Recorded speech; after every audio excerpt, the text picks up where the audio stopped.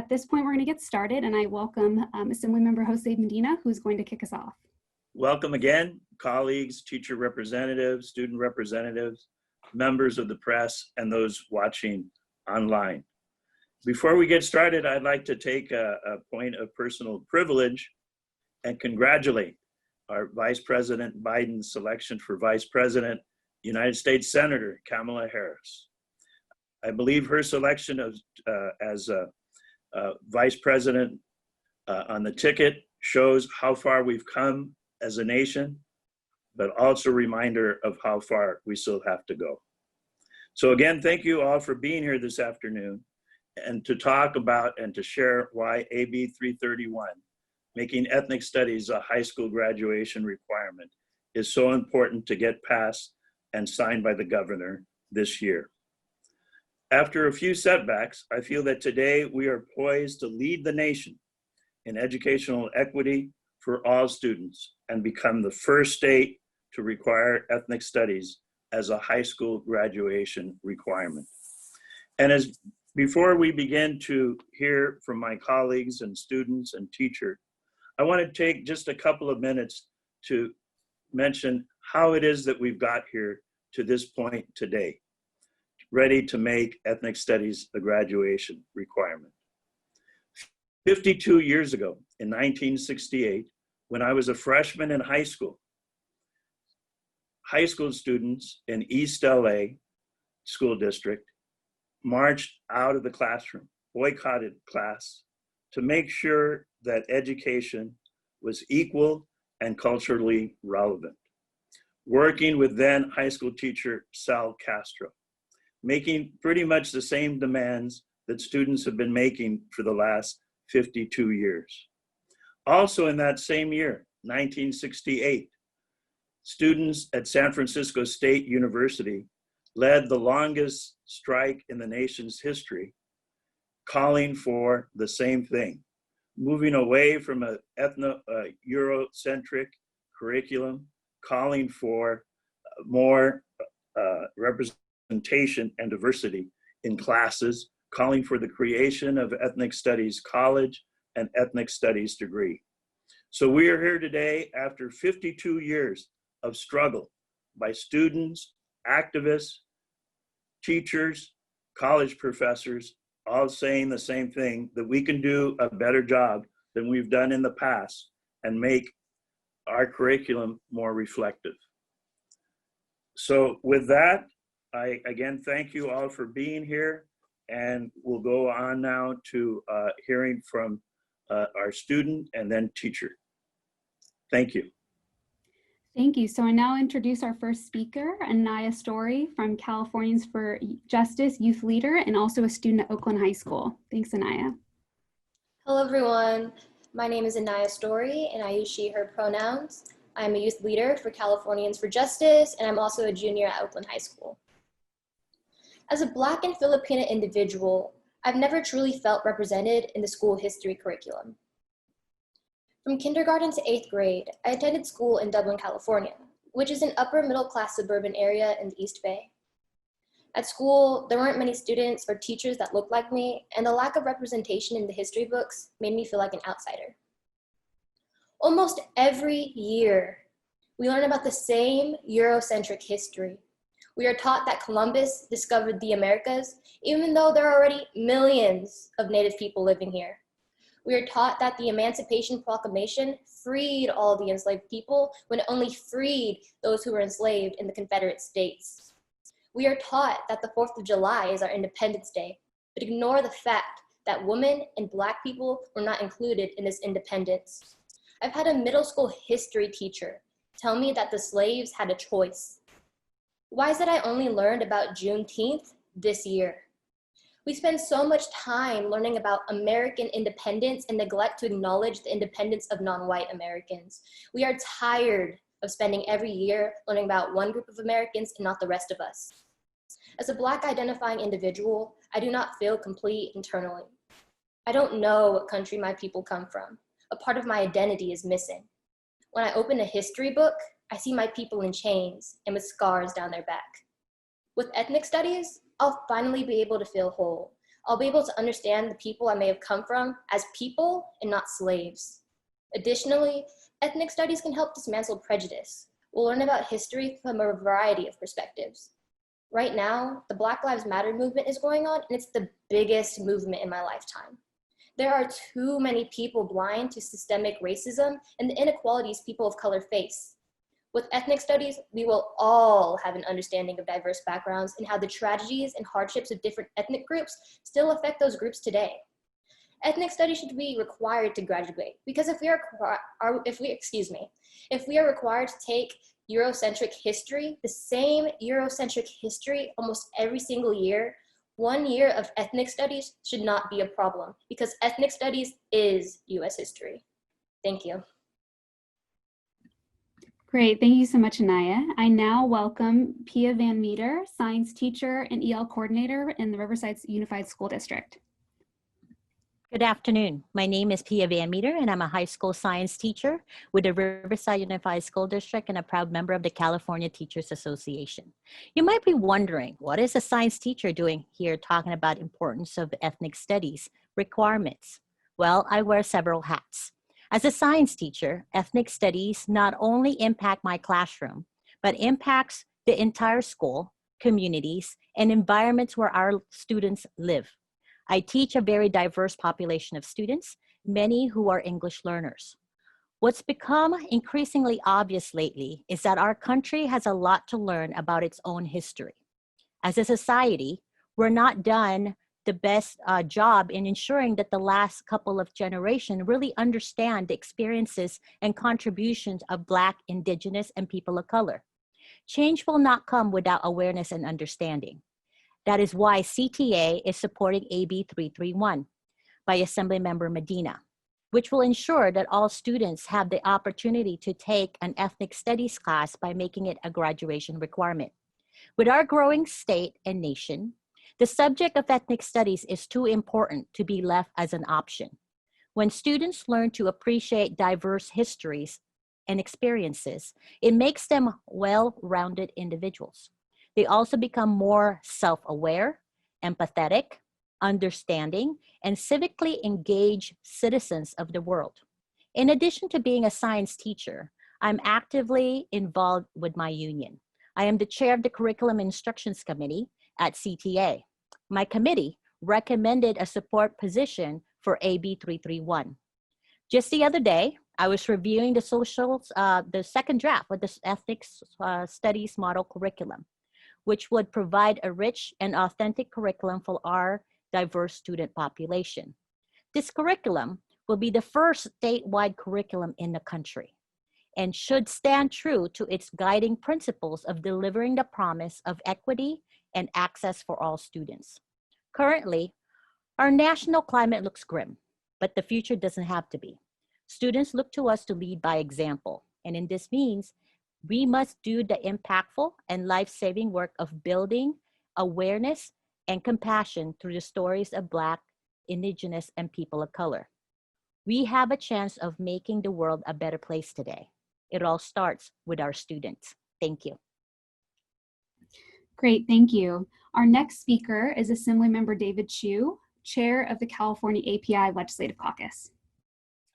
Good afternoon, everyone. Thank you so much for allowing me to say a few words. And let me first thank our colleague, Assemblymember Jose Medina, for his leadership. And I am honored to be part of the diversity of the world represented in our Democratic colleagues in the legislature in our support for this.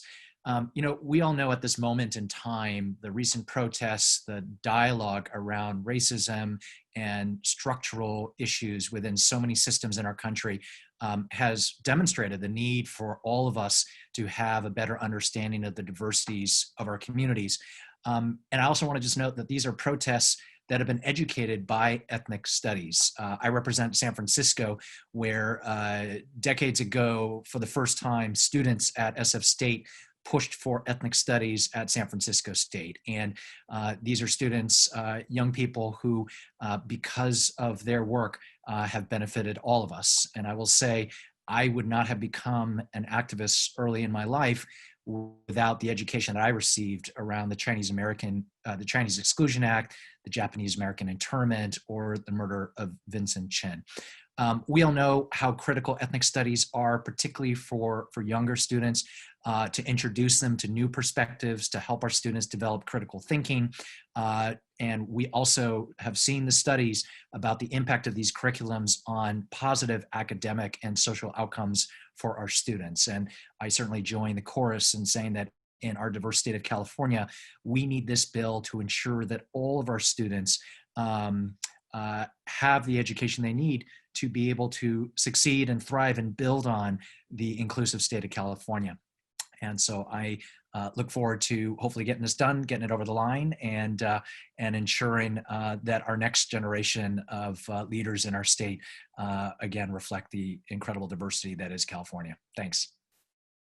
Great, thank you. Our next speaker is Assemblymember Lorena Gonzalez, Chair of the California Latino Legislative Caucus. Thank you. And it's so nice to see so many of our members engaged on this. The California Legislative Latino Caucus has been working on trying to get ethnic studies in our high school for almost, it seems like a decade now. And we're grateful, of course, to Assembly Member Medina for really pushing and pushing. As somebody who taught our kids, Jose Medina understands why we need this so desperately in the classroom and why we need it for every single high schooler in California. And, you know, I think we need to listen to teachers, to people who are touching the lives of our kids every day, who understand the connection between teaching ethnic studies and their success overall. That's what we need. And then for the rest of us who, you know, I think have witnessed the justified civil unrest in this country and things going on, young people in particular seeking out a new direction, realize that this will benefit all Californians as individuals learn about not only their own ethnic history, but the struggle of so many of our communities. This is going to benefit us all. But it's not going to be easy to get this through in this last couple weeks and get it signed. It's a commitment that we have obviously worked so hard on, but one which we're going to need a lot of people to help out in these next few weeks to ensure that it gets through the Senate, to ensure that it gets to the governor's desk and that he signs it. I don't know of a time when you can imagine that this has been more important. This is our time. We can't wait another year. As we've been asked to do so many times in the past. So with that, I want to thank Assembly Member Medina for his strong leadership and his push. And I just want to hope that we can all come together to really ensure that this happens this year. Thank you. Thank you. Our next speaker is Assemblymember Reggie Jones Sawyer, a member of the California Legislative Black Caucus.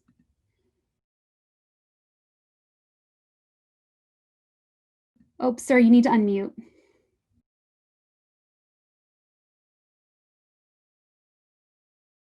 How about that? Perfect. Am I unmuted? You're good. Thank you. Oh, okay. Sorry about that. All this stuff is new to me. It's definitely a pleasure to be here, but more important, as you can see with the powerful women behind me, Coretta Scott King and Dolores Huerta, it also shows with ethnic studies how we can come together and how people like in Washington are trying to keep us apart. African-American Latinos through ethnic studies can show how we're much more alike and how we need to come together. And this is my history lesson, I am a father for the day, for example, in Los Angeles, I've always thought Los Angeles was founded mostly by white people. But of the 44 original colonists who founded Los Angeles, only 2 were white. Of the other 42, 26 had some degree of African ancestry, and of the 16 were Indians or mestizos, people of mixed Spanish and Indian blood. So even in my own city, I didn't know that African Americans were part of the rich heritage of Los Angeles, and that Native Americans were part of the rich and tapestry of Los Angeles and having it grow there. I have a pillow in my office, and people always ask, who is that African American? Who's that African? And I tell them, you do know he's the first Black governor of California. You do know he was one of the wealthiest men in California.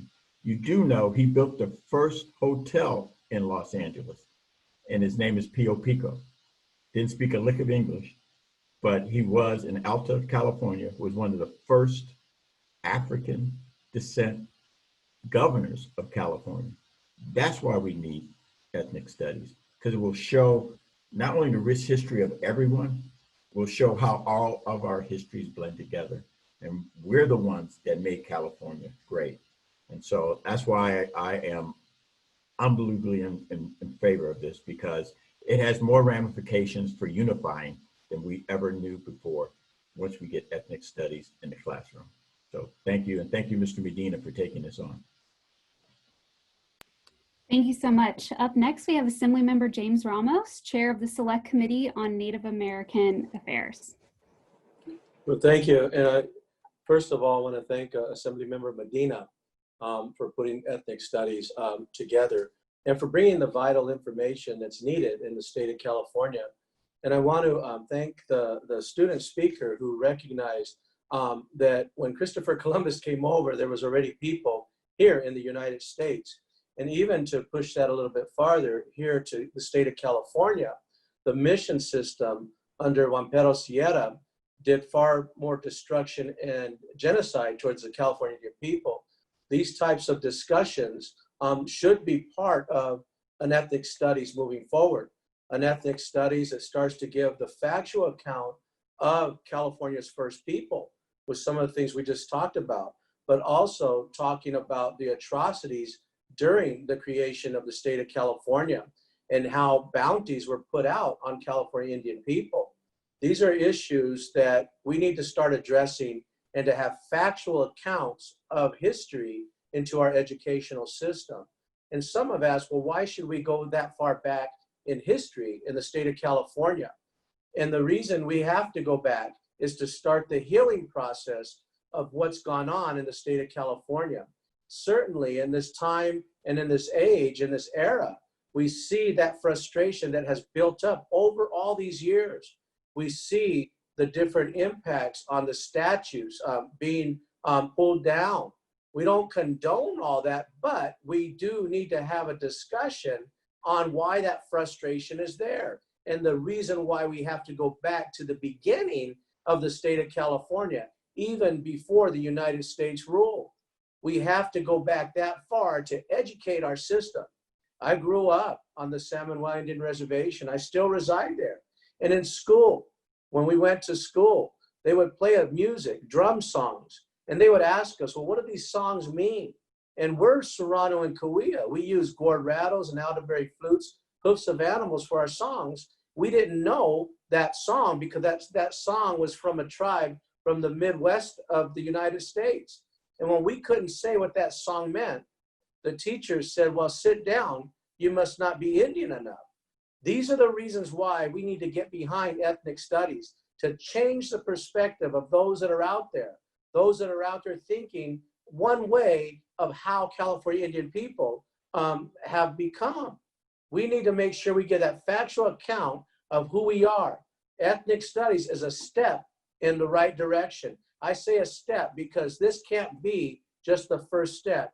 It's a long process to make sure we correct everybody's history that's on this call and on this Zoom press conference here. So on behalf of the California Indian people, I want to thank Assemblymember Medina for moving ethnic studies forward. And I encourage letters to come in and for people to call in to support this bill as we continue to move California forward and give the factual participation and the factual cultural activities that are here in the state of California. Thank you. Our next speaker is Assemblymember Christina Garcia. Thank you, and thank you to everyone who's here today. I'm here to urge the Senate and the Governor to support AB 331, which would mandate ethnic studies as a high school graduation requirement. And like our previous teacher, I'm a math teacher, and you might be wondering why I'm here, but as an educator, I know how important it is that our students see themselves in the textbooks and that our accurate histories are are being told, and that only makes us better in all of our other subject matters out there. Over the last 2 months, we have seen a racial reckoning triggered by the killing of George Floyd. The public continues to protest because they're rightfully demanding change, demanding that racial biases be turned down, starting with our police departments. We're really demanding that racial biases be turned down in all of our systems. Coronavirus has also exposed the interconnectedness of human vulnerability and the vast inequities people of color face simply for their race. The video of George Floyd dying and the pandemic has pricked our consciousness as a society, but we need to ensure that it doesn't take more dead people and people of color to prick our consciousness and to move us into action. And this is why AB 331 is so important. It's because ethnic studies will allow us to prick the students' consciousness in a better way. Our schools are not just teaching students subject matters, but teaching them how to be change agents and how to be the leaders our community needs. AB 331 is a clear way and a great way to make sure that we're pricking our students' consciousness before they enter adulthood and before we have to see any more videos of people dying. We as legislators have a responsibility to not just say we stand with marginalized groups or to post our support on social media, but a responsibility to legislate to ensure we're moving our society forward and answering the cries for justice we have been hearing over the last 2 months, but really over all of our lifetimes. This is a moment we must seize and strive to better understand each other, to learn from each other, and to recognize the awesome contributions so many of our communities have given to the society. It's an incredible opportunity to teach our future students what our real history is. Whether it be good, bad, or ugly, we need to make sure we're teaching them an accurate history. I want to thank Assemblymember Jose Medina and all the advocates for their leadership and their tenacious work to ensure that this issue continues and that we don't give up. It's key that we all reach out to our chair of appropriations and our governor, and we make it clear that the time is now to pass AB 331 and ensure we have ethnic studies in our high schools. It's a time for us to answer the cries for justice in a meaningful way by passing AB 331. Thank you. Thank you. Up next, we have Assemblymember Eduardo Garcia.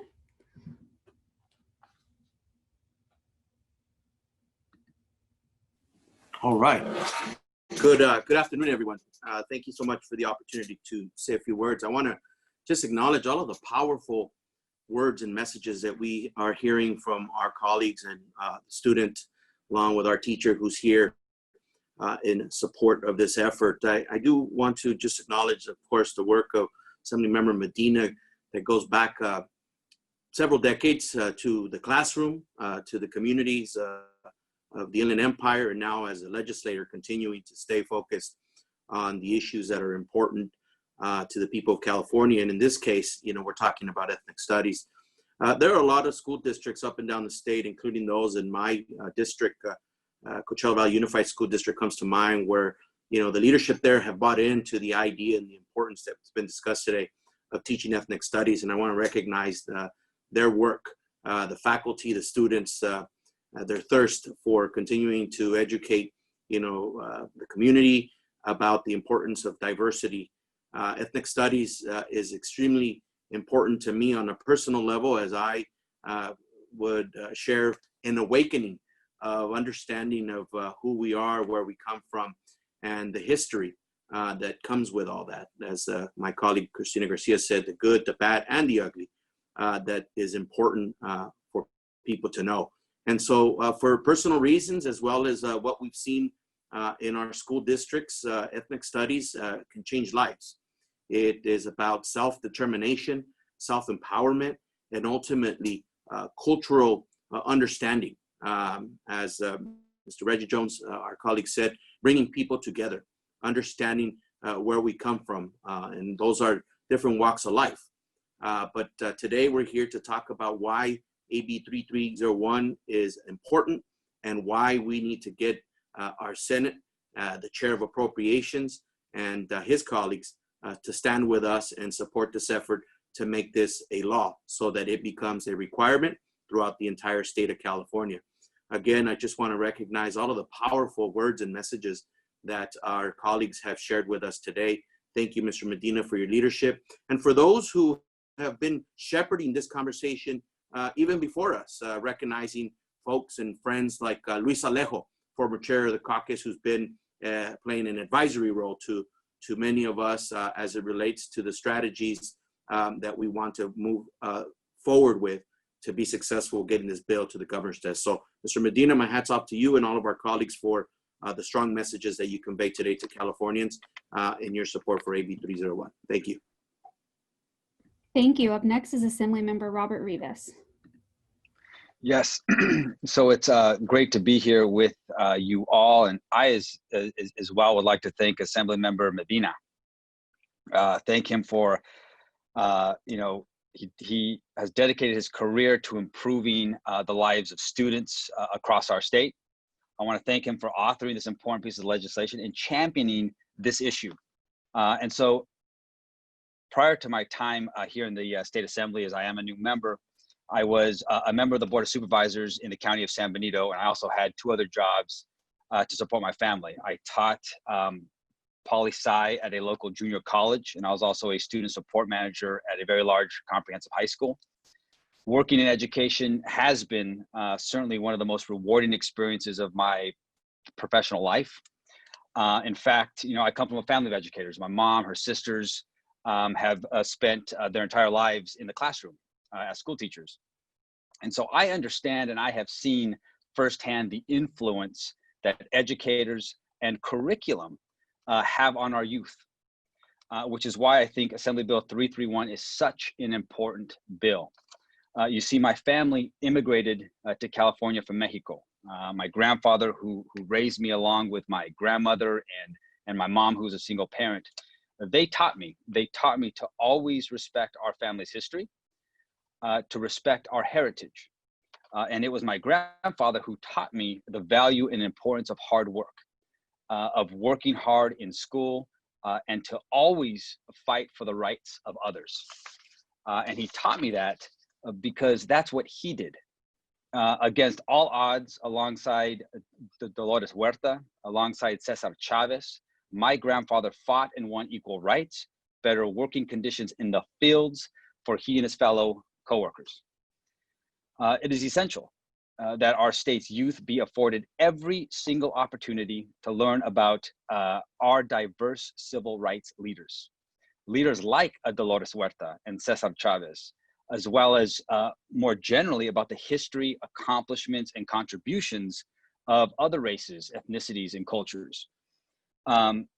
By learning about other people's histories through an ethnic studies course will make it just a little bit easier for our young people to put themselves in someone else's shoes. And this is important. It is important because learning more about others increases our empathy. It increases our empathy as people, as neighbors, as voters, as leaders, and as policy makers. As educators, the stories that we tell about the past, the heroes we choose and the ones we ignore, tell our children what is important about the present and what is important about our future. It is our diversity is absolutely what has always made California a great place to live.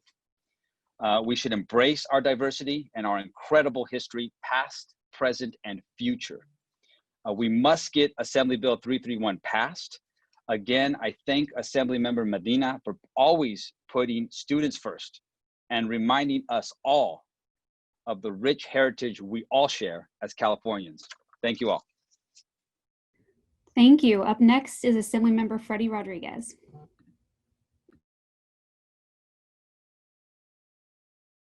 Oops, sorry, sir, you're on mute.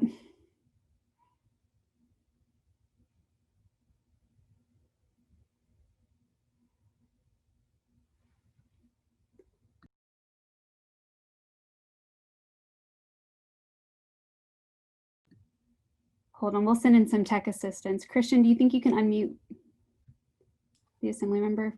Yeah, I'm working on that right now. You want to skip to the next speaker, if that's okay, for the moment? I believe he is our last speaker.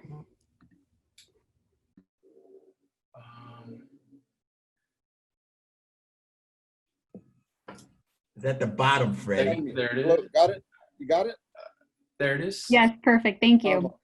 Okay, first of all, I want to thank Assemblymember Medina.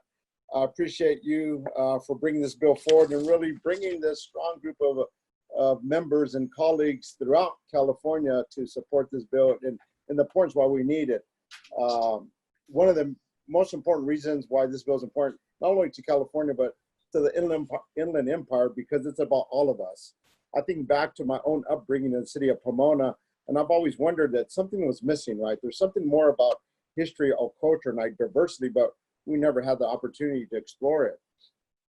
I feel that what our students learn in school is very important for decades and generations, for many years to come across this country. I think about my grandkids that are in school. We need bills like this, so that way when they get to further their education in junior high and high school, that they see about how important our background, our history is, and how rich it is, and where we are, and really where we need to go. Also with AB 331, Assemblymember Medina has been a champion. He's been talking about this for the last 2-3 years, it seems like. Everywhere he goes, it's ethnic studies and how important it is across the board. And he's built a strong group of support around it. And as chair of the Inland Empire Caucus, I've seen how much he is engaged in our communities to make sure he gets it right. I want to be able to thank everybody once again for supporting this bill and supporting you, Assemblymember Medina, for all the hard work you've been putting into this day in and day out. And really, I want to advocate that we get everybody on board and call our senators to let them know how important this bill is, to get it out and ultimately get it to the governor and call the governor and let him know how important it is, not only for this year, but for the whole state and this nation. And once again, I look at this bill as being something essential. We talk about essential workers and everything we're doing. Well, you know what? To me, Assembly Bill 331 is essential. And I want to thank everybody for supporting it and being here with our colleagues and you, Assemblymember Medina. Thank you once again for all the hard work you've done on this bill. And let's take it to the governor and get it signed. Thank you. Thank you. So I will send it back to Assemblymember Jose Medina for closing comments. Well, I don't think there is much for me left to be said, because I thank my colleagues, teacher representative, student, who have said it much better than I could ever say it. It's clear that this is legislation that is needed. I thank all my colleagues, California Teachers Association, for their support. And as they said, the job now is to make the calls, making sure that the bill gets out of appropriation and that we get it voted out of the Senate floor and onto the governor. And with that, I'll turn it back to you, Kelly. Great, thank you. So at this time, if we have any reporters on, we open it up for Q&A. If you have a question, if you could write it or jot down that you have a question in the chat box, and I will call on you to ask your question.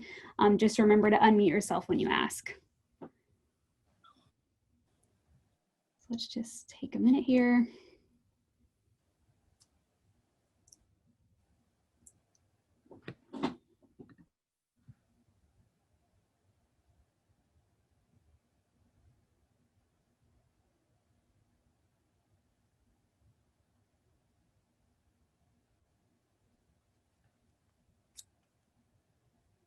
I'll give it just another minute or two in case anyone's furiously typing.